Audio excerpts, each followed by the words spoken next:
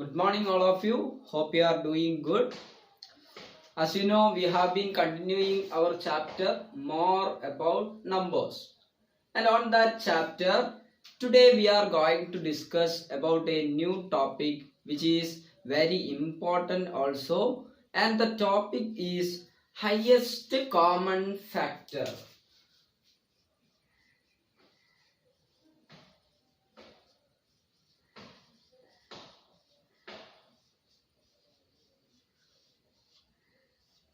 This highest common factor is usually denoted as HCF. H for highest, C for common, and F for factor. Okay, so today we are going to discuss about what is actually mean by highest common factor and how the highest common factor of two or more numbers can be found out. There are two methods specified there, so we would discuss both the methods and we can do some problems also. Now, for better understanding of what is actually mean by HCF, the highest common factor, let's take an example and explain it. Okay, so I'm going to consider two numbers, 30 and 54. Now, I need all the factors of the numbers 30 and 54. The factors of the number 30, for obtaining it, we can write different multiples of 30. And you know that 1 30s are 30, 2 15s are 30, 3 10s are 30, 5 6s are 30, 6 5s are 30, 10 3s are 30. Now 15 2s are 30 and 31 also equals 30. So which are the factors of 30? This much of numbers. So for 30 we can consider the factors 1, 2, 3, 5, 6, now 10, 15 and finally 30. Okay. Now we are going to consider the factors of 54. You know that these are the multiples of 54. So which would be the factors of 54? We need to pick only one side. Okay, so that 1, 2, 3, 6, 9, 18, 27 and finally 54. These much are the factors of 54. Now we are going to consider common factors. So which are the common factors among 30 and 54? You can round it off. 1 is common in both. 2 also common. 3 also common. 6 also common. These are the common factors. 1, 2, 3 and 6 are the common factors between 30 and 54. Now out of these common factors, we are going to find which is the highest common factor. That highest common factor or HCF of the numbers 30 and 54 is, you can see it is 6. Okay, so 6 is the HCF of 30 and 54. So I hope you clear about what is actually mean by HCF of two or more numbers. Whenever we consider HCF, we are considering it related with at least two numbers. There can be two or more numbers, which means 2, 3, 4 or any numbers we can consider and we can define their HCF also. And what is HCF actually means? HCF is the greatest common factor between two or more numbers. Okay, if we consider two numbers 30 and 54, their HCF is 6, which means out of their common factors, the greatest one is 6. Okay, so that's all about highest common factor or HCF. So now onwards, we do not read the complete thing highest common factor, we would use the short term HCF everywhere. Okay.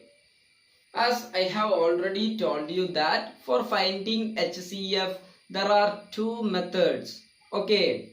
And if our numbers are smaller ones, then we can follow the prime factor method for finding HCF. Okay. So now we are going to discuss about the method of finding HCF, the prime factor method.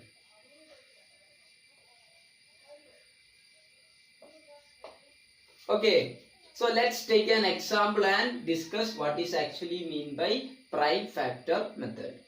Okay, now let's take an example and discuss what is the method of prime factors to find the HCF. Okay, so here there is a question for you. All of you listen. Here there is a question for you. Find the HCF of 88, 60 and 36. Here we are going to follow the prime factor method to find the HCF of these three given numbers. For that, the first step is you need to find the prime factorization of all the three numbers. Then we want to pick the common prime factors, and multiplying the common prime factors you would get the HCF of the given numbers. So let's do it step by step. The first step would be prime factorization of the given numbers. First of all, we can take the number 88. Now how the prime factorization of 88 can be done? We need the prime numbers first. Clear? They are 2, 3, 5, 7, 11, 13, etc. And we start from 2. You know that 88 is divisible by 2. So we can divide it by 2. Then it would become 44. Again it is divisible by 2. It would become 22. Again divisible by 2. It would become 11. Now shall we stop our division process? Yes, because we obtained a prime number. Here it is 11, which is a prime number. So we can stop our process. Now multiplying all these prime factors, we would get the prime factorization of the number 88. So 88 can be written as 2 into 2 into 2 into 11. Just like this. Clear? Now consider the prime factorization of next number 60. Again we can divide it by 2. It would become 30. Further divisible by 2. It would become 15. Now it is not further divisible by 2 because it is an odd number. Clear? So what we shall do? We can check for the next number 3. Does 15 is divisible by 3? Yes, of course. So we can write 3 here. How many 3's are there in 15? You know that 5 3's are 50. So our division stops here because 5 is a prime number. We need to do the factorization or division until we get a prime number on the bottom. Now what would be the prime factorization for the number 60? Number 60 can be written as 2 into 2 into 3 into 5. Okay.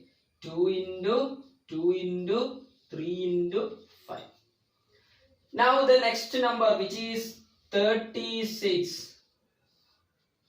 Let's prime factorize the number 36. It can be divisible by 2. Then it would become half of 36, which is 18. Again divide it by the number 2. Again half of 18, which is 9. You just want to divide it, half it. Clear? Does it further divisible by 2? No, because 9 is an odd number. So let's check for the next prime, which is 3. Obviously 9 is divisible by 3. How much would be the result? The same number, 3. We can stop here because we got a prime number. Now what would be the prime factorization? 36 can be written as 2 into 2 into 3 into 3. So this is the first step we needed. We need to prime factorize all the given numbers. Now pick up the common prime factors. Here there are 3 numbers. So common means that prime factors should be belong to all those 3 numbers. You can see that 2 here is common because there is 2 on all the prime factors of 3 numbers. Once more you can see 2. Again you can see 2. So how many times 2 repeated? 1 times here and 1 times here. Does any other numbers repeated? If we check 3, you can see that for 36 and 60, 3 is there. But for 88, there is no 3. We can consider a prime factor in common only if it is common among all the given numbers. So only 2 is possible. And how many 2's are common? 2 2's are common. So those common factors we need to multiply so that we would get to the HCF. So what would be the HCF from here? It would be 2 into 2, which is 4. So we can say that the HCF of the numbers 88, 60 and 36 is 4.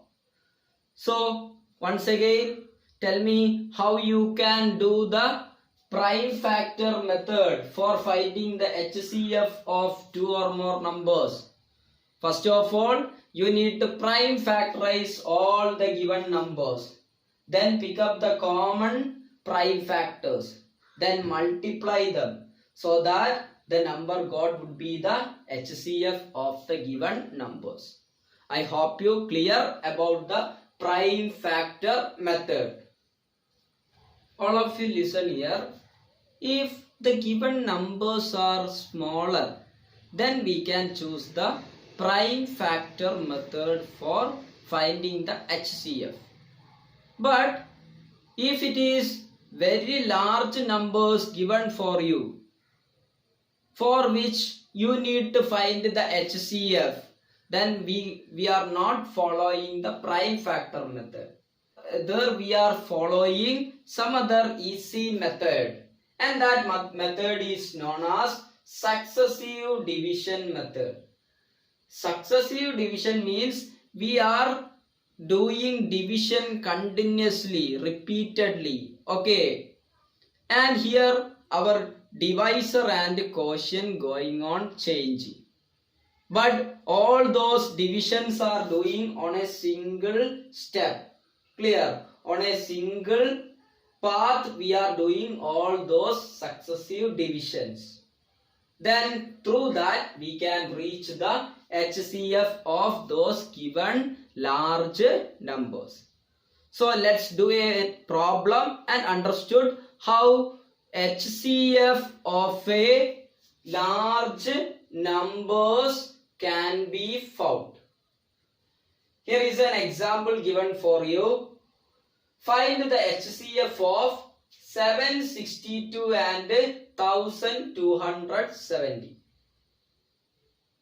So we can choose successive division method and find the HCF of these two numbers.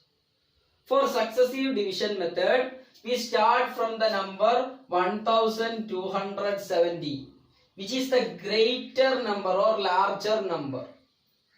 And we divide the larger number by the smaller number. So that you can write 1270 and we are dividing it by the number 762. Clear? And there is one more speciality that usually we write the quotient on the top.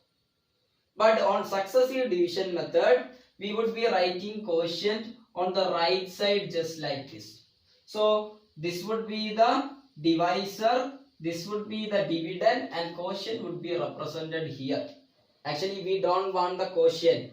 That's why we are representing it here. We want some other things, just like remainder or some other things. That would be represented on the bottom. Clear? So, on this division, tell me how many times 762 occurs inside 1270. Suppose it is 700. Then what is the double of 700? It would be 1400. Clear? And you can see that here it is only 1200 and something. So double or 2 times will not be possible. If 2 times will not be possible, then it occurs only 1 time. That 1 I am writing here. The quotient I am writing here. Now multiply this 1 into 762, which would be 762 itself. Now we need to subtract. Okay. So on subtracting, what would be the answer you got? 1270 minus 762, which would be, on here it would become 10, so that the answer would be 8. Here it is 6. 6 minus 6 would be 0, and here it would become 5. So that it would be 508. Now you got the remainder here. Now we again we are continuing the division in such a way that the remainder got now will be the divisor next. So it would be the divisor next. So divisor usually write on the left. So we can put a symbol like this, a crossing like this. Clear?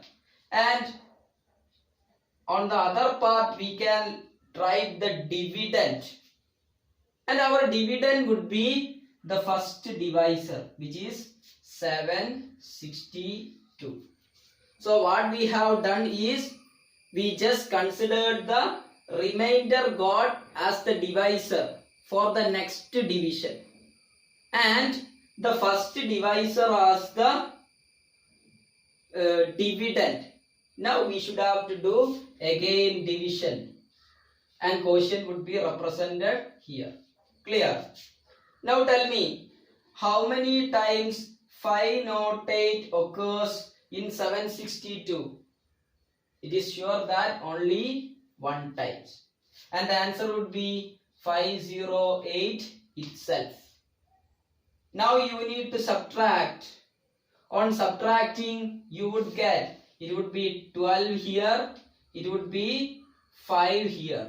Okay, 12 minus 8, it would be 4. 5 you can directly drop down because 5 minus 0 is 5 itself. 7 minus 5, it is 2. So our number would become as 254. Now you can see that this 254 is the remainder, and this remainder would be the next divisor for the successive divisions. Clear? And can you tell me what would be the next dividend? The divisor used before, just before, would be the next dividend. So on the dividend place you can write 508, and here there would be the place for quotient. Now tell me how many times 254 occurs inside 508. You can see that 250. What is the double of 250? 500. What is the double of 4? It is 8. So 250 on doubling, it would be 508. 508. So how many times? Exactly 2 times 254 occurs in 508.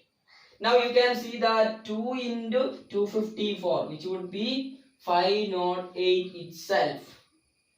So that the remainder would become 0. So we only need to do the successive division until we get the remainder as 0. so that our successive division process is stopped. Now we should have to find the HCF. While stopping the successive division after getting remainder, the last divisor would be the HCF. You can see that the last divisor, this was the first divisor, this was the second divisor, and the last divisor is the third one, which is 254.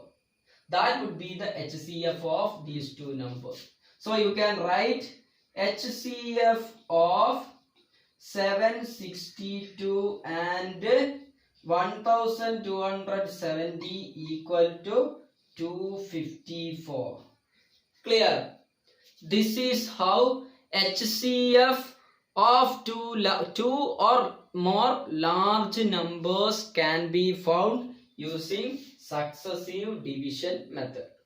On successive division method, first of all we consider the greatest number and we divide the greatest number by the smallest number.